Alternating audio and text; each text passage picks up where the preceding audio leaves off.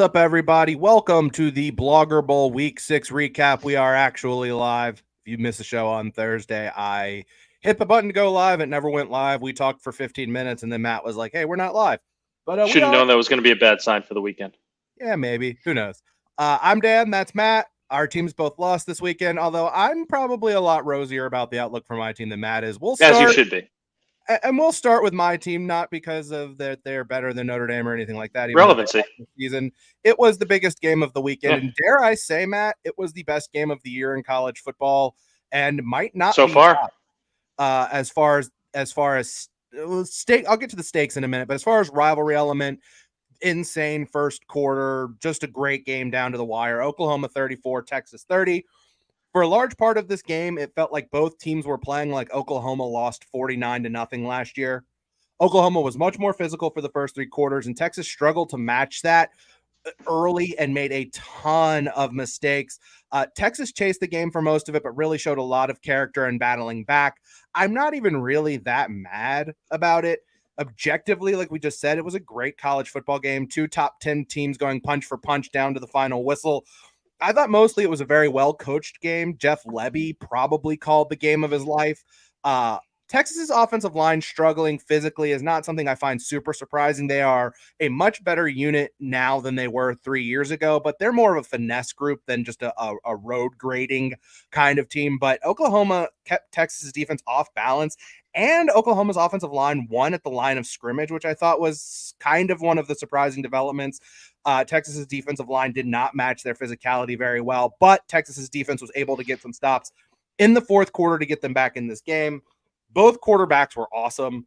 It was storybook stuff for Dylan Gabriel. Missed last year's game with the injury and was the hero this year. He will be an Oklahoma legend forever. He was great with his legs. He made throws when he needed to. Not much else you need to say other than he was a superstar in this game and earned that win. I will say this about Quinn Ewers, though. I think this was as impressive a performance from him as he's had at Texas, given the fact that he started really, really poorly, made some bad throws, threw his first interception was just a horrendous decision. Like, if you watched it, he did not want to throw that ball. It's like his brain and his body were disconnected. It's like his brain. Yeah, sometimes it takes a little bit to catch for one or the other to catch up for some reason. And you can see the decision being made in his head. But for some reason, the arm has already made it or doesn't want to make it. I know exactly what you're talking about. Yeah, his brain was like, don't throw it, don't throw it, don't throw it. And his arm's like, fuck it, I'm throwing it. And he threw it right to a defender. And he really struggled in the first half. He had a fumble early in the second half. Texas was down 10. It could have gone sideways for him like it did so many times last year when he didn't play well. But he really battled back and was awesome down the stretch. But, I mean, he was pretty much flawless after Texas went down 10. In the micro, you can gripe about a few things. Obviously, the 4 downs at the 1, not scoring was one of the worst play calling sequences of Sark's career. I don't mind running the power jumbo look on first and second down, but you got to switch it up on third down there. And this is like hindsight is 2020, obviously, but against Wyoming, they did that jumbo package and threw the ball to the defensive tackle Byron Murphy for a touchdown. Mm-hmm. I don't know why you don't keep that in your pocket for a game like Oklahoma. I don't know. Yeah, why I feel like that's why you run a play like that. Exactly. To have that in your pocket for a game like this. I wish they had been more aggressive on third down late. Like there was a 3rd and 10, and they just ran the ball and got 4 yards and kicked the field goal. And obviously, with 1:17 left, you think you can probably defend the field. We've talked about it a lot. Playing that soft zone is never a good plan of attack. That said, Texas only generated 1 sack and 1 tackle for a loss in the passing game on defense. So it's not a guarantee they would have been able to stop them anyway. But yeah, you can't really play the soft zone there. But ultimately, if you want to get into like kind of what mattered in terms of on-field tangible stuff, I talked about it on Thursday. You cannot get into the red zone and not finish drives if you're Texas. They had 3 drives into the red zone. They kind of lucked out because they had 1 that was an interception, and then that's when they blocked the punt. They forced 3 and out, blocked the punt, and got the touchdown. But the offense only generated 3 points on red zone trips. Oklahoma was 6 for 6 on red zone opportunities.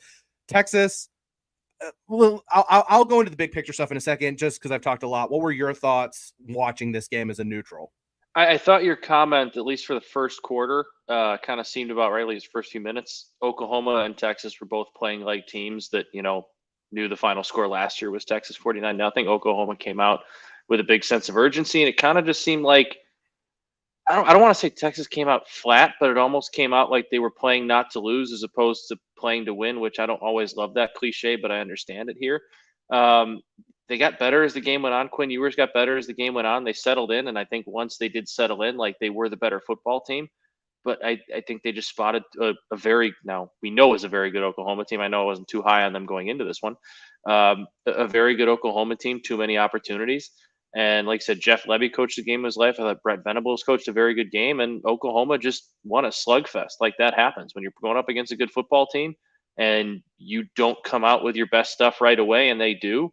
It's going to be very tough to win that football game. But having said all of that, even being down 10, what was it, late in the third quarter, early fourth, Texas still put themselves in a position to win the ball game. They score 13 unanswered, I believe it was. I don't love playing for the field goal there. I think you have one of the best quarterbacks in the country. You have all these weapons on offense. I don't love playing for that because, you said, yeah, they only left him with a minute 17.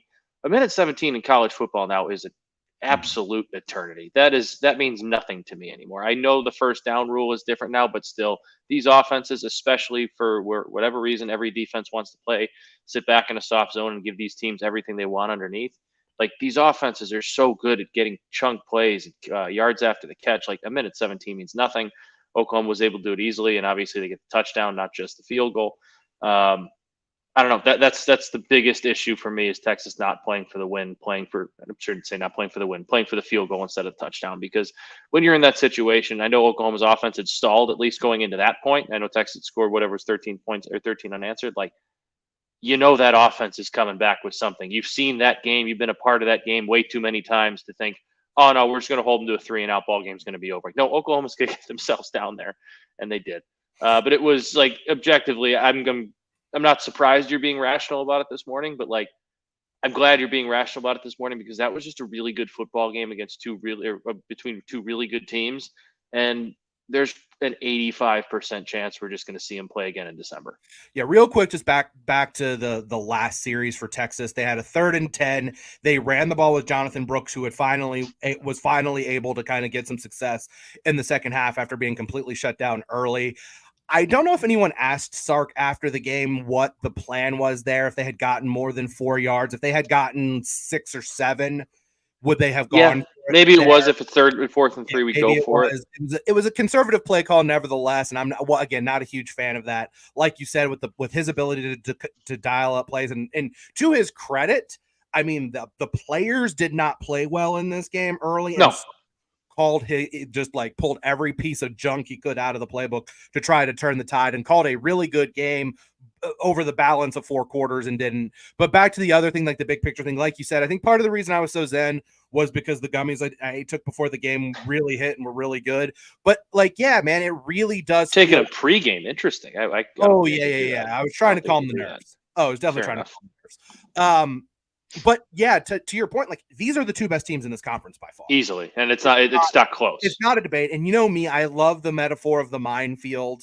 Like, Texas has a minefield the rest of the season, which is if they are aware, if they are focused, if they are prepared for it, they will navigate it fine and they will get their rematch in December. If they're not, they're going to step on a mine and it's going to blow up their season. If they navigate their season, and I even think if I'm Sark, I'm putting that, whatever the date is, December 4th, 5th, whatever, on the whiteboard the rest of the season, December whatever, Arlington, Texas rematch, and saying it starts with Houston next week. They're on a bye this week, then they go to Houston next week. Like, starts there. Every game is one game closer to what we want, which is that rematch with Oklahoma. But it's 1-0 every week. All those coaching cliches are true, because if they do, they will get their rematch with Oklahoma, and I am confident Texas will win. Because this game on Saturday was all about the fact that Oklahoma got embarrassed last year and Texas couldn't match that intensity. Now Texas is the team that will come into a rematch with motivation. They turned the ball over 3 times. They couldn't score in the red zone, although that's a problem that has been repeatable a lot for them.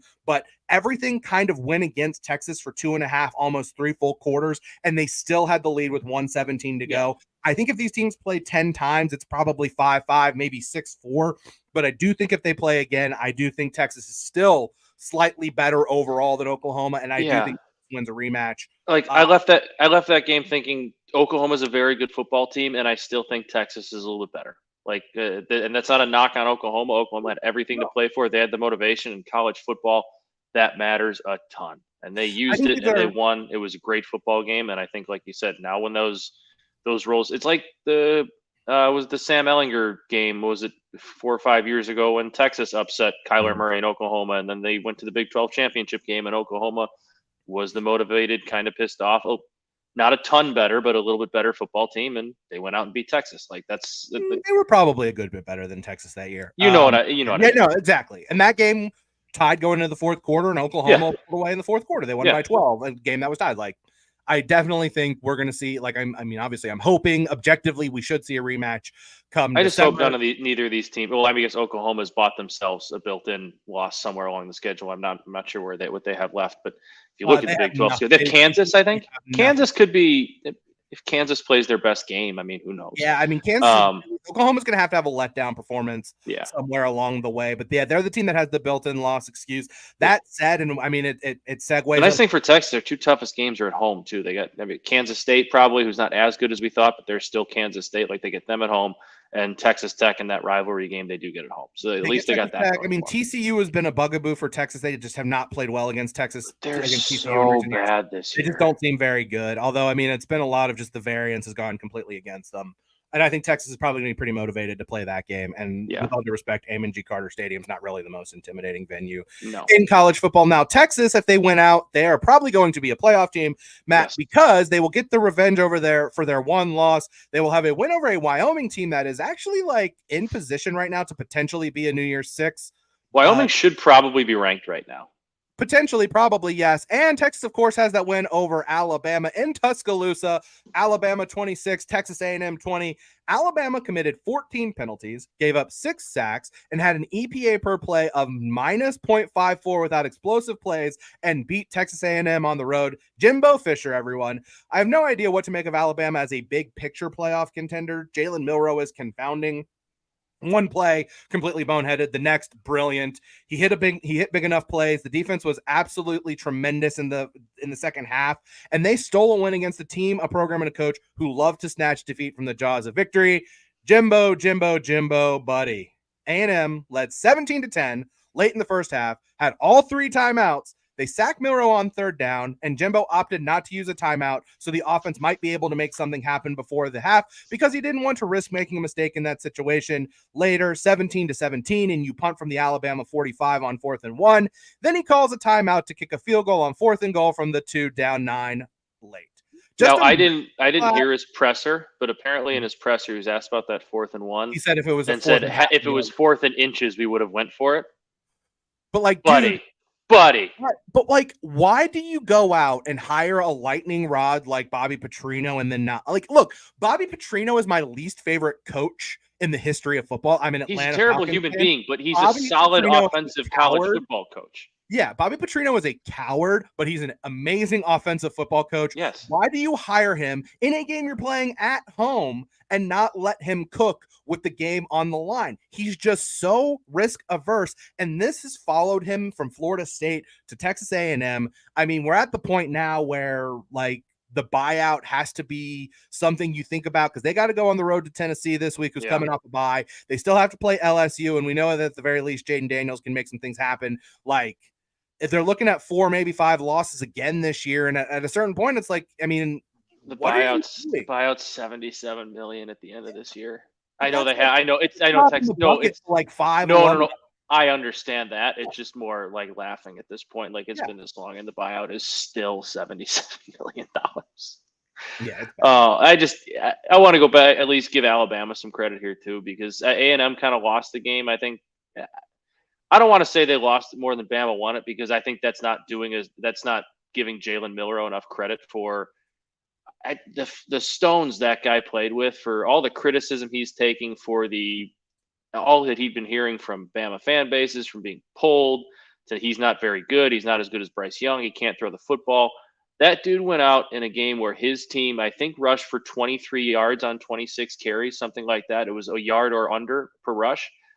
had the best throwing game of his life. Jermaine Burton was all over the field, got open for him, but Jalen Milroe just took that game offensively and decided he was going to win it. And I like hats off to him for a college kid in that situation who's been through as much as he has already in a very young season, the ups and downs of this season without that many ups so far. Dude went out and played the best game of his life, at least from a throwing standpoint, and firmly established himself as Alabama's starting quarterback. There's no more questions. There's no more rotating in Ty Simpson and Tyler Buckner. He backed up, his arm. He backed up the coach's decisions to go back to him, and also kind of made him look like idiots for pulling him in the first place. But hats off to Jalen Milroe. That was a gutsy, that guy can play quarterback for me any day performance. Yeah, I mean, just to kind of be fair to Alabama's rushing attack, you were right, 26 carries, 23 yards, but minus 30. Yeah, Milroe was okay. Sack yardage. Yeah. Jace McClellan had 45 yards on 12 carries, so 3.8 yards isn't terrible. It is kind of interesting that between McClellan and Roydell Williams, 18 carries, Milroe threw it 33 times. So I think this idea of Alabama becoming a smash mouth football team, probably not going to happen, and they're going to need Milroe to make things happen. Their offensive line is still so bad. Their defense continues to be able to make plays. And Milroe, he's shown the flashes. We talked about it. Like, you let him make some plays with his legs and he can hit the big strike. That's going to be good enough. I have my doubts when they play Georgia. We'll skip ahead. Oh, yeah.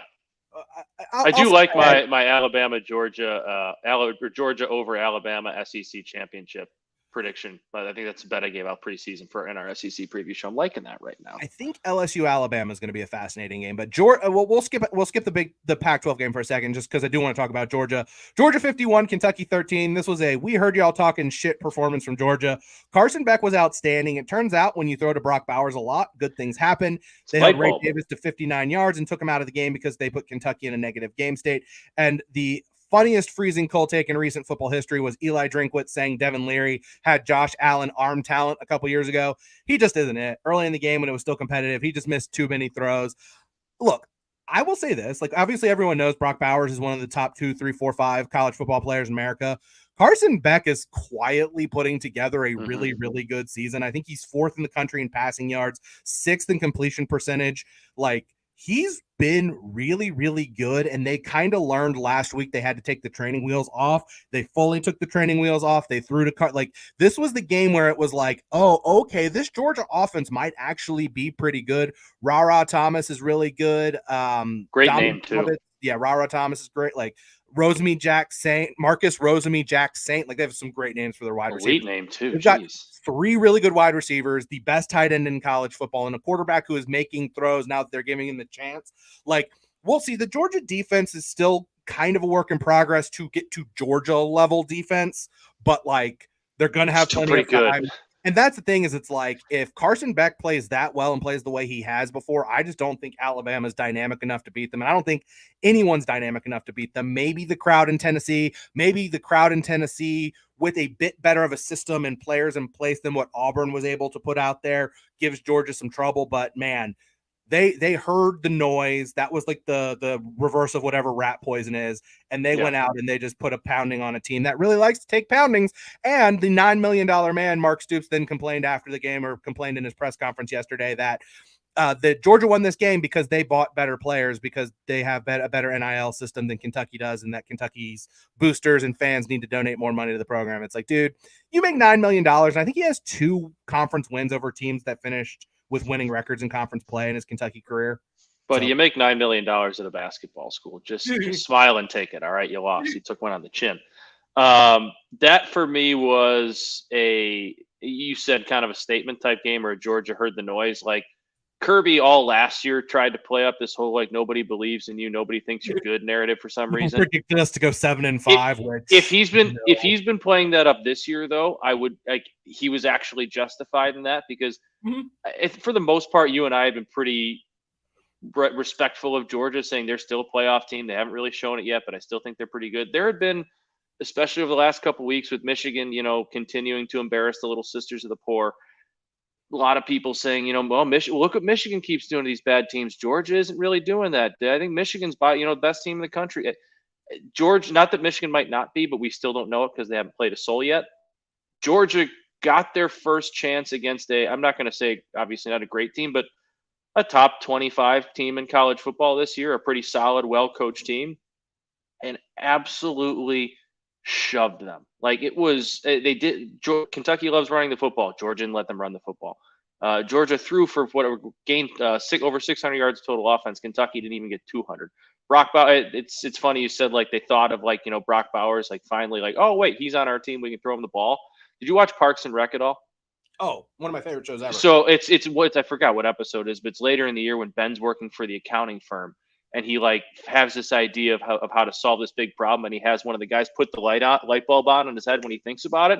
That's what I think of Mike Bobo in his meetings in the offensive coordinator meeting, like after the Auburn win, like he comes in, the office on Monday, and he's talking to his staff, like, guys, I got an idea. Light bulb goes on over his head. We throw the ball to Brock Bowers. So that's what they've started doing. They realize they have, like you said, one of the two best weapons in the country alongside Marvin Harrison Jr., and realize that Carson Beck's played long enough. It's time to take the training wheels off. If we're going to win a national championship, we're going to do it by taking the training wheels off. And they looked good. That was a performance that Georgia didn't need that because they're Georgia and they could win by one touchdown every game the rest of the way, get themselves the SEC championship game, and I think they'd flip a switch. But from a confidence standpoint for everybody outside the program, like that was such a massive win to be like a little bit of a reminder of, all right, this team's still really, really good. Like they're not, we need to, I don't want to say disrespecting them, but like everything still runs through Georgia in college football. No doubt about it. That's a great Parks and Rec reference on your part. Thank you. Honestly, when you're talking about Brock Bowers, that just popped in my head. That might be a deep cut for some of you people watching. Yeah, whatever. But if you haven't watched it, go watch Parks and Rec. Amazing show. I would say this wasn't the Pac-12 game of the night. We'll get to that later. But the most important Pac-12 game of the day, UCLA 25, Washington State 17.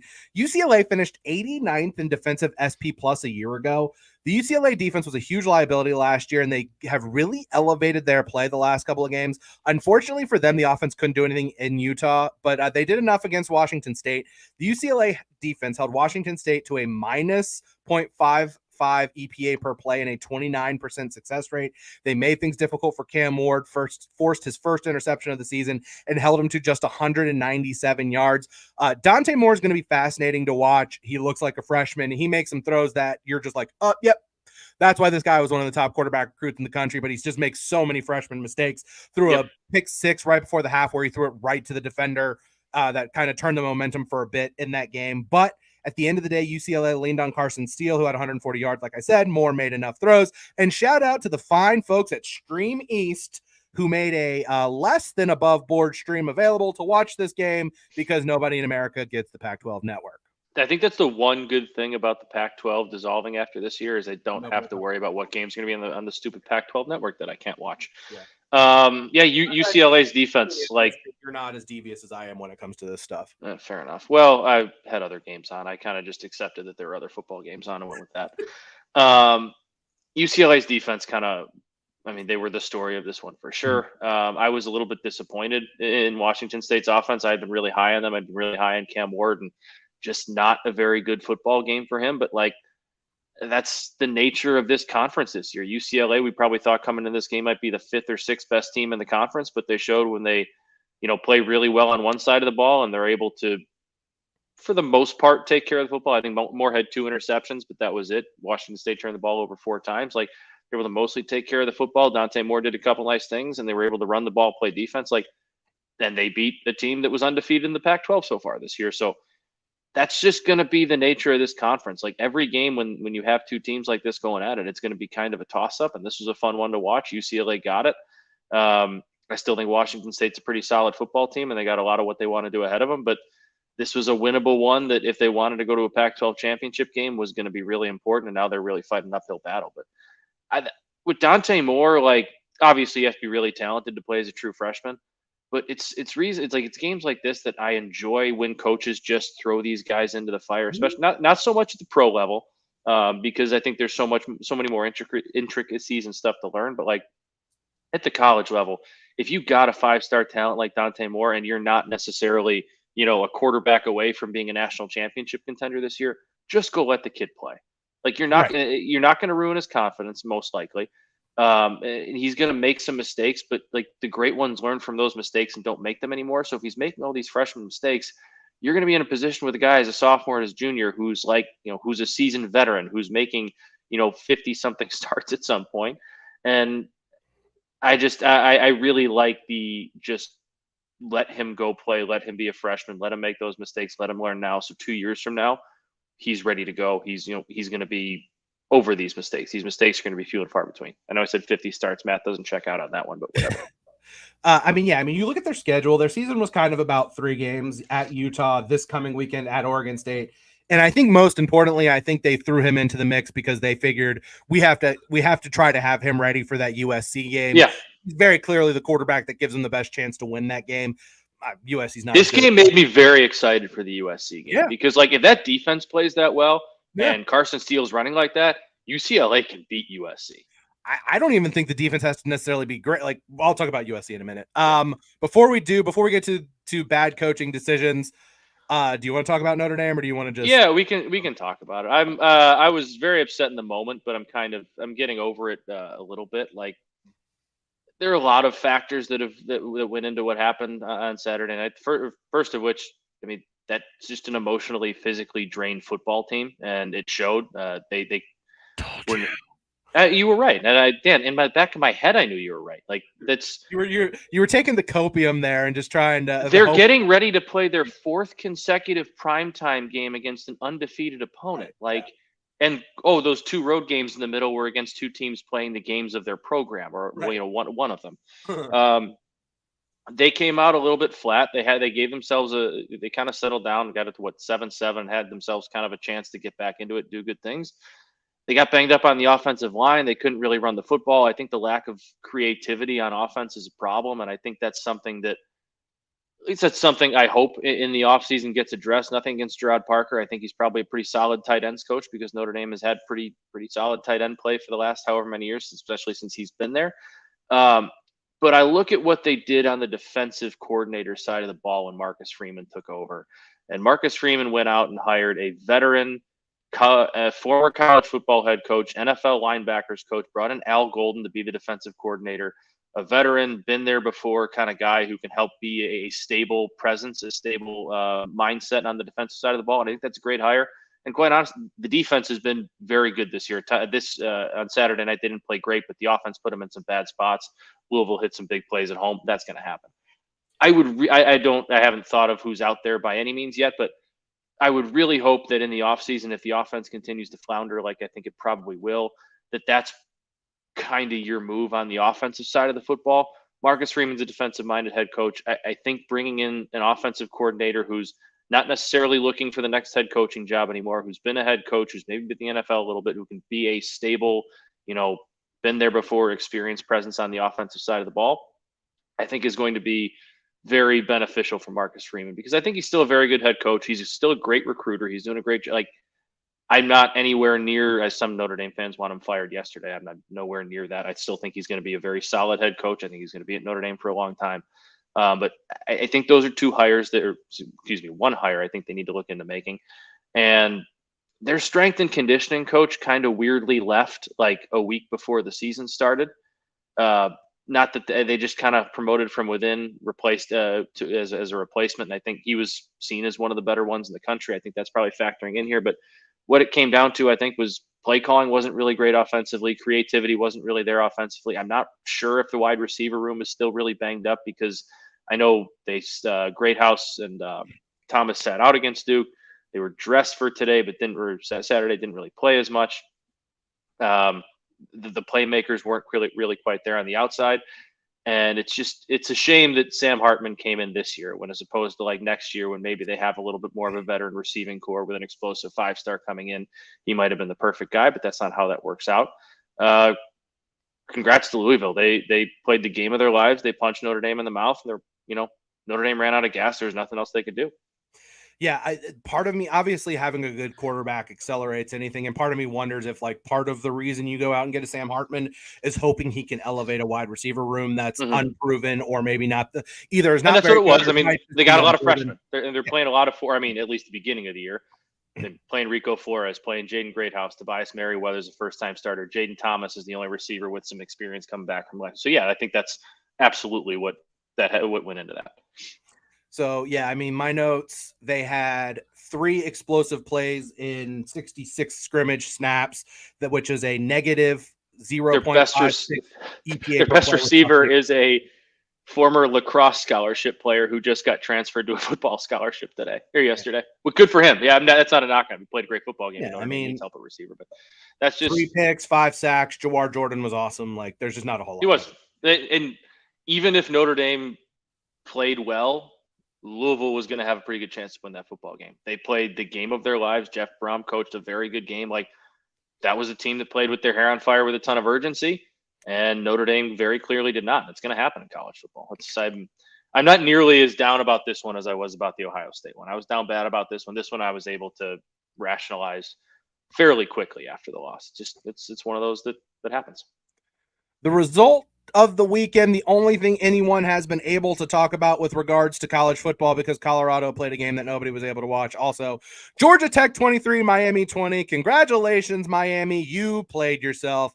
Cristobal is an alum. He knows how to sell recruits to get them on campus, but there was not one single thing he did in his time at Oregon on the field that ever made it seem like he was the kind of coach that was going to win championships. He was a bad game manager then. He's a bad game manager now. Not taking knees when that's literally all you had to do to win the game is a fireable offense. I know the world doesn't work that way, but oh my God. Georgia Tech still had to go 74 yards in 25 seconds to pull off a miracle, but my God, man. When Miami fumbled that ball, you knew they were gonna. The best part about that, by the way, is that if you watch that play, that was not a fumble. That was he was very down. That was very much a ruling on the field. Very much a ruling on the field, has to stand because there was no camera angle definitively, but he did not fumble that. That was very much the ACC refs just telling Mario Cristobal, you're a fucking idiot for continuing to run the football. A clip started circulating of a similar circumstance in 2018 in the Oregon-Stanford game where Oregon could have taken knees and punted with about 10 seconds left, up by 3. They fumbled, ended up losing in overtime. That doesn't compare to this. They still...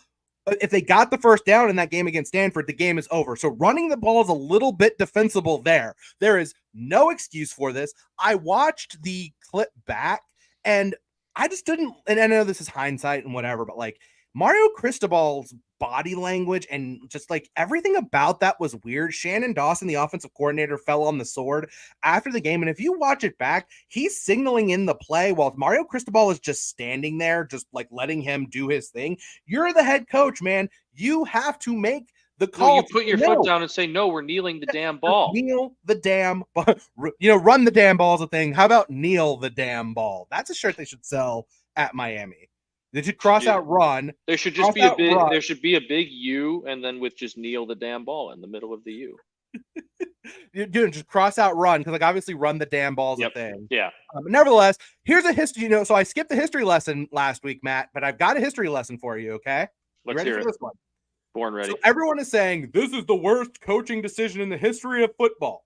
It is up there, but I would put this at least in my brain, number 2, the second worst coaching decision in our lifetime that at least I can think of, because the worst, Matt, was in 1999. Baylor is playing UNLV. Baylor has a 3-point lead with less than 20 seconds left in the game. UNLV has no timeouts left.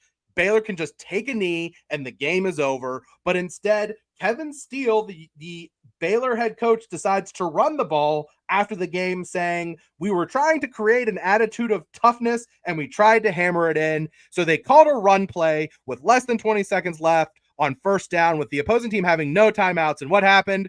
They fumbled the ball. UNLV picked it up, scooped it, and ran 99 yards for the game-winning touchdown on the final play of the game. So that was the worst coaching decision of all time, but because Baylor sucked and nobody has ever watched a UNLV game in their life, and I don't even know that this game was on TV. There's clips of it online. There's one clip of it. Nobody remembers it. Nobody knows it happened, but that was the worst. But this was the second worst. And my last point on this, Matt, Mario Cristobal commits the biggest coaching malpractice of the 21st century in college football. And then the next day gets a commitment from a 4-star wide receiver over Georgia. That is the distilled essence of Mario Cristobal as a head coach in college football. Yeah, that's kind of wild. Also, how do you commit to Miami after that? I don't understand it, because he was probably at the game too. I don't know if he was at the game or not. Well, I'd imagine if he commit the next day. That's just a guess. Yeah, I got nothing more to add on that. I was stunned. It was stunning. I've never seen anything like that. I've made that decision in Madden before because I want to get my running back another touchdown, and I usually score the touchdown. I don't usually fumble it and allow a run back. I can't believe he made that. He's not going to get fired yet, but like, it's the little things like that at the schools like Miami where they can't seem to get it right and everybody seems to have something go wrong. Like, that's the start for Mario Cristobal. That's kind of not okay. Maybe Middle Tennessee State was the start where he lost like 52-3 or whatever it was last year. But like, these are the moments that kind of start to pile up that kind of lead to when people want to pull the plug on you as their head coach.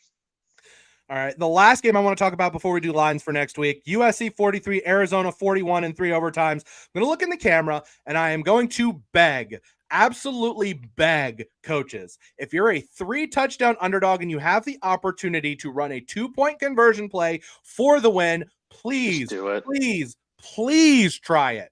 I was not a fan of the Jed Fish hire at Arizona. I thought the process was wrong. Like, the president of the University of Arizona was a former cardiac surgeon, and his friend had done open heart surgery on Jed Fish years ago. It was a weird process, but nevertheless, they've been more competitive under him than I thought they'd be. But holy crap. After kicking the extra point at the end of the first overtime instead of playing for the win, Arizona scores in the second overtime, and he sent the kicking team out because he didn't know he had to go for 2. You could read his lips. He said, I thought it was the third overtime. And then after the game, he said he wouldn't have gone for 2 after the first TD in overtime, even if he had complete clarification on the OT rules. Dude, there's no ambiguity there. It's your third year at Arizona. Yeah. You should know the rules of college football. And Lincoln Riley kick rocks, struggled with Arizona State, almost had an all-time collapse against Colorado, might have lost to Arizona if their coach understood what the rules of the sport were. The reckoning is coming with their schedule coming up for this team. I hope it's swift and thorough. And I hope it's this week. I know our season's over, but I really hope it's this week. It's possible. That defense is so bad. It's a perfect get-right spot. Home at night. Notre Dame Stadium will be bumping. It's the movable force versus the resistible object. And I'll put this out there in the universe real quick. I think Oklahoma might have dodged a bullet with Lincoln Riley bailing for USC, because Lincoln Riley's an amazing offensive mind. There's no denying that, like, he's probably second to none in terms of like designing an offense and all of that kind of stuff. But they're just so soft, and his teams tend to be kind of soft. And at least Venables is building something that seems to be a bit more sustainable when you go to the SEC. So I agree with that. I think that was some sentiment that came out after the whole thing happened. Obviously, some of it was bitter Oklahoma fans, but like, there's some sense to it. Like, Brett Venables, his coaching style, the way he builds teams, can like transfer over to the SEC. And while there's obviously a growing period last year, like, you're already starting to see signs of that. Like, Texas is a very good team, very like a physical football team. Oklahoma went out and out physical them. Like, USC, sorry, not just USC, but Lincoln Riley's teams are, when things are going well, they're great. And when adversity start to hit, like, they kind of start to, their hands start to shake a little bit. They get a little nervous. They still can't play defense even if things are going well. And that's not going to really transfer over to the SEC. And quite honestly, I'm not sure how well it's going to transfer to the Big Ten at times. So we're just going to have to see. Well, your internet is crapping out, so I'm going to get to some lines real quick because I have to go do a golf. I have to go engineer a golf or produce a golf show in a little bit. So here are the lines for this upcoming week. I put down a bunch of games. I actually wrote them down this week. I have a ton of games, way more than I should have, but nevertheless, we'll launch into it. West Virginia still undefeated in the Big 12. They're at Houston. They're a 2.5-point favorite on the road. 51.5 is the total. Fun game in the American Athletic Conference is Tulane visits Memphis. Tulane a 3.5-point favorite. Total 56.5. The Colorado train rolls on. They host Stanford. Colorado's a 10.5-point favorite at home. 59.5 is a total. I put that down there just because I saw that Travis Hunter is back. What if Stanford won? That'd be hilarious. That'd be man. It's not going to happen. I know it's not going to happen. But what if they did? Alabama's a 19.5-point favorite at home against Arkansas with a 48.5-point total. Another fun game in the Sun Belt, Georgia Southern on the road at undefeated James Madison. The Duke's 3.5-point favorite, 58.5. I laid the 3.5 already with James Madison. Personally, Florida at South Carolina, just kind of a prove yourself game for those two teams. The Cox a 2.5-point favorite, 51.5 is the total. Texas A&M off the embarrassing loss to Alabama. They hit the road to Knoxville. Tennessee a 3.5-point favorite coming off a bye against that A&M team feels like a trap to me. Why that's not I know A&M's probably talent levels probably even higher than Tennessee's. Still feels like a little bit of a trap. 55.5 is the total. The game of the week, the Pacific Northwest rivalry game, Oregon at Washington. I can't wait for that football game. Opened at 3. Joey Toons, who's a well-known kind of, I wouldn't necessarily call him a tout. He's somewhere between a tout and a handicapper. Sells a subscription service. He gave out Oregon, so it's now down to 2.5. 67.5 is the total. I would probably, if I was going to bet that game, and we'll do a deep dive on that game on Thursday. I would probably that one's in Seattle. It's in Seattle. I would probably take whichever side of the 3 that's on. So if it stays 2.5, I would probably take Washington. Look, Matt, I'm about as big a detractor for Kirk Ferentz as anybody in America. They're catching 9.5 or 10 at Wisconsin. Are we sure Wisconsin should be favored by 9.5 or 10 against anybody with a good defense? No, but like Iowa's offense is so bad. It is, and Caden McNamara's out. I might do Iowa over teaser. Wisconsin could win 13-3. Yeah, I might do an over Iowa teaser there. That might be the card. UNLV's at Nevada. UNLV's in a 9.5-point favorite. I just wanted to point out UNLV's 4-1 on their way to bowl eligibility for the first time, I think, in like 8 or 9 years, which is cool. Another bet that I've made, Matt, a guy who I'm a huge detractor of, but this is his spot, which is Pat Narduzzi. Louisville at Pitt. Opened at 10, now down to 7.5. I took Pitt at 8 because Pat Narduzzi as an underdog at home is as a big underdog at home is one of the most money bets in college football traditionally. Letdown spot for Louisville on the road against a bad team. Did I see that when Jurkovec said he was going to play tight end, Narduzzi came out and said he's not playing tight end this season? No, he's not going to. He's just QB2 now. Also, apparently, Signetti, the offensive coordinator, wanted to bench him sooner, and Narduzzi wouldn't let it happen. We talked about Wyoming. We have pretty much all of the mid-major conferences, group of 5 conferences have a big game this week. Wyoming at Air Force. Air Force 10.5-point favorite at home. Wyoming just road home splits are wonky.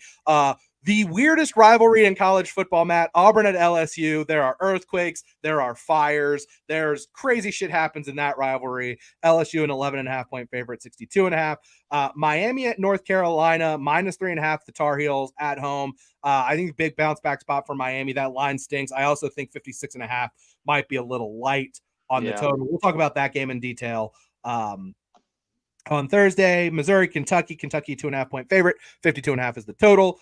The Pac-12's undercard game of the week, UCLA at Oregon State, another good one. 3.5. Oregon State is the favorite at home. 54.5 is the total. The big non-con game of the week, obviously, Matt's Fighting Irish are 2.5-point favorites against USC at home, a 62.5-point total. And Matt, we don't have Pac-12 After Dark this week, but you know me, if there is a FCS game on linear ESPN2, I'm going to mention it. So we don't have Pac-12 After Dark, Matt. We have Big Sky After Dark. Okay. As Montana visits the Kibbe Dome in Moscow, Idaho. The SP, obviously lines don't come out for FCS games until Saturday, but the Bill Connolly's SP plus projection is Idaho -3.5 with a total of 53.5. Jason Eck was the offensive coordinator at South Dakota State, took the head coaching job at Idaho, got them to 7-5 in the playoffs in his first year last year. Now they're 5-1 with the only loss, a frisky loss to Cal, and they also beat down Nevada this season 33-8. So, and Montana's kind of like Texas of the FCS. Like, kind of gets way more pub than they should for having not won enough games. Mm-hmm. So check that out if you're looking for some late night football action. But I just kind of ripped through those. Anything stand out real quick before we wrap? No, it's a fun game. It's not an elite slate of games, but I feel like there's a lot more fun games. There's not many. I mean, not that Notre Dame USC I don't really see as like huge marquee game anymore. While there might not be the huge marquee games we've had in a couple weeks past. Outside of Oregon, Washington, there seems to be a whole lot more intriguing and fun games that we've had. It's a lot more balanced. Balance is the word I'm looking for, Dan. Well, I mean, look, USC is going to, with all due respect to Notre Dame, I know they're struggling. It's a rivalry game, and USC is kind of a story right now because they have just scuffled so much. As they should be. Obviously, also, we have 3 games tonight: Louisiana Tech, Middle Tennessee, Liberty, Jacksonville State, and then Coastal, App State in the battle of teams that used to be fun to watch, but are not so much. But yeah, Dan, I love college football, and I'm sure those games are going to be great, but Connor Bedard makes his NHL debut tonight. That's where my eyes are glued to. The next greatest NHL player of all time takes the ice for the first time tonight. You want to bet? You want to bet? Taylor Hall, former Devil MVP with the Devils, he's going to be Connor Bedard's left winger. He had a kid 2 days ago, new dad strength. Taylor Hall, anytime goal scorer. Clip that. I have a 50% profit boost on FanDuel. I was going to throw something Bedard related together. Maybe I'll throw together a little same game parlay with Hall and Bedard. Something. I'll try to figure out something there. I like it. And probably the Penguins to win. Because the Hawks are not going to be good. They might score a lot, but they're not going to be good. We'll go over, Penguins to win, Bedard something, Taylor Hall goal. See what that comes out to and see if I can. I like it. All right. You tell me what I'll tell you what. You whatever you bet, screenshot it, send it over to me. I'll pop it in as well. All right, I will do that while I'm doing the golf show. But I got to run because we got to go. I got to go talk. I got to go help Andy and Noonan talk about whatever fucking Shriners Open. I didn't even know there were still tournaments going on. Oh yeah, it's the fall. It's the fall season. I mean, I have a 875 to 1 parlay on that tournament, Matt, because that's the kind of stupid shit that I do. Send that over to me as well, please. Add that to my card. All right, I'll send it to you. It's Aaron Rye. Write this down. Aaron Rye. First round leader, 65 to 1, and then Ludwig Aberg to win the tournament. Okay, got it. I'll explain later if you really care, but I don't know. Otherwise, we will be back on Thursday. Hopefully, we can get Florida Phil in here to talk about this game. I think the move went well. I think he's all good down in Florida. I'll be checking in with him again, but shout out Florida Phil. We will grab him. We will hopefully be able to break things down, and we will talk to you guys on Thursday.